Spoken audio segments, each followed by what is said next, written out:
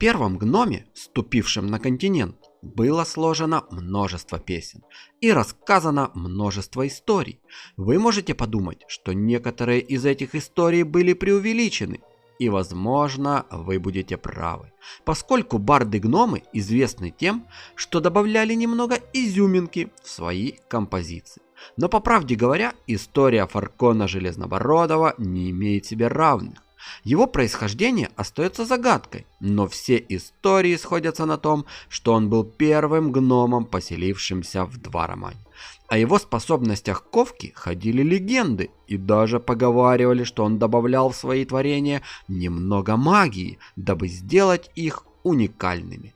Однако на деле это было не так, но по крайней мере для большинства его изделий, точнее, кроме одного.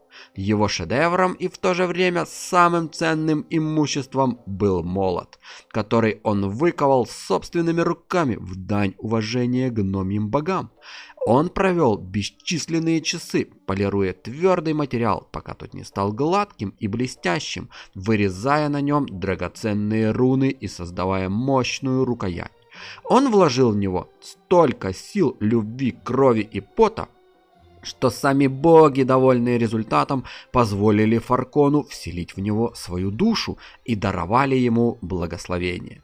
Отныне все, что было создано с помощью молота, можно было разрушить только им же. Этот молот стал известен как молот веков, и с его помощью было создано большинство строений Дваромана, не тронутых рукой времени до нынешних времен.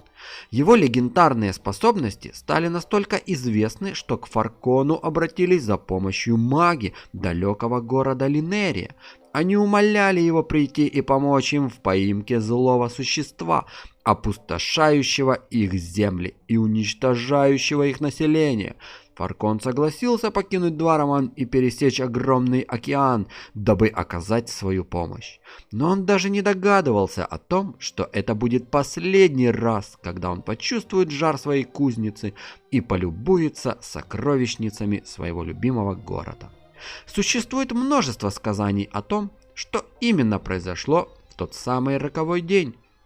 Некоторые из свидетелей говорят о великой силе гнома, другие – о его отваге, но все они сходятся во мнении, что захват Умбры был бы невозможен, если бы не героизм, отвага и решительность Фаркона. Тюрьма была выкована, а существо поймано в ловушку.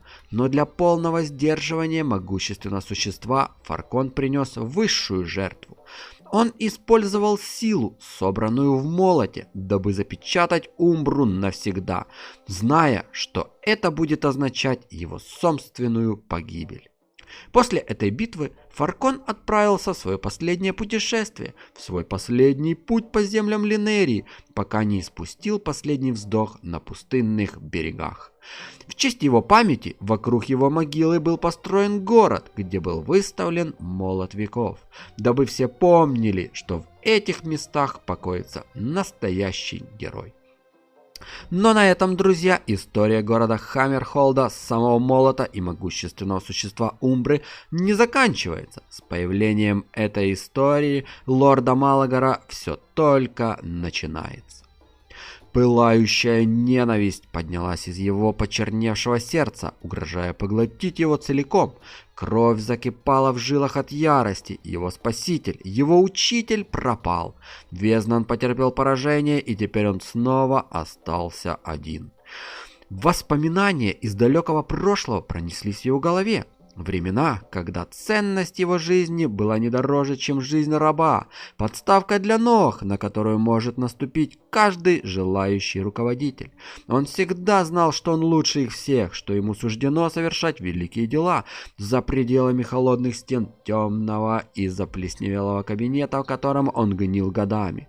Он знал, что однажды эти дураки пожалеют, что обращались с ним как с никчемной вещью. Везнан был первым человеком, разглядевшим весь его потенциал. С того момента, как ему приказали шпионить за Динасом, он ни разу не подвел своего хозяина. Он раз за разом доказывал свою преданность и заслужил свое место рядом с Темным Лордом. Теперь это был вопрос времени, когда все узнают его имя – Малагар. Но все, ради чего он трудился и страдал, исчезло мгновение ока. Его хозяин потерпел поражение, он осознал для себя единоправильную истину. Теперь он не может доверять никому. Пришло время взять дело в свои руки. Малагар знал, что у него нет способностей своего бывшего хозяина, нет таланта к темной магии, но при этом, находясь возле Везнана, он научился некоторым трюкам. Он помогал темному волшебнику подготовиться к церемонии, связывающей последнего с демоном Молохом, и ясно помнил каждый его шаг. Если бы он смог заполучить гораздо более сильный источник силы, он мог бы отомстить, и вся Линерия поклонилась бы ему и только лишь ему. Используя свои навыки быть незаметным, Малагар пробрался в библиотеку замка, дабы найти книгу, которую он видел в прошлом, но никогда не осмеливался прикоснуться к ней. Это была старая книга, наполненная волшебством.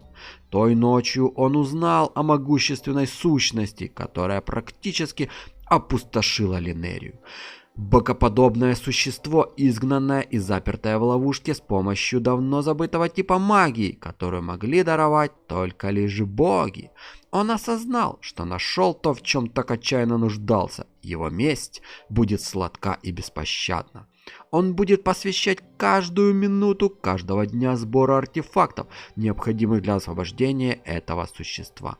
Безграничной силы. Он представлял, что Умбра наградит его за старание и освобождение из заточения, вознаградит его с безграничной силой и могуществом, коим обладает само. Его план был безупречен, и он с нетерпением ждал его реализации. На этот раз мир будет принадлежать только ему и никому другому. Ну а чем закончилась эта история, думаю, все хорошо знают. А кто не знает, рекомендую насладиться прохождением миссий кампании игры Kingdom Rush Frontiers. И, конечно же, пройти миссии Хаммерхолда Kingdom Rush Vengeance, где мы по крупицам собираем остатки все того же лорда Малагара. А на этом, друзья, все. Надеюсь, вам было так же интересно, как и мне. Берегите себя и до новых встреч. Па-па.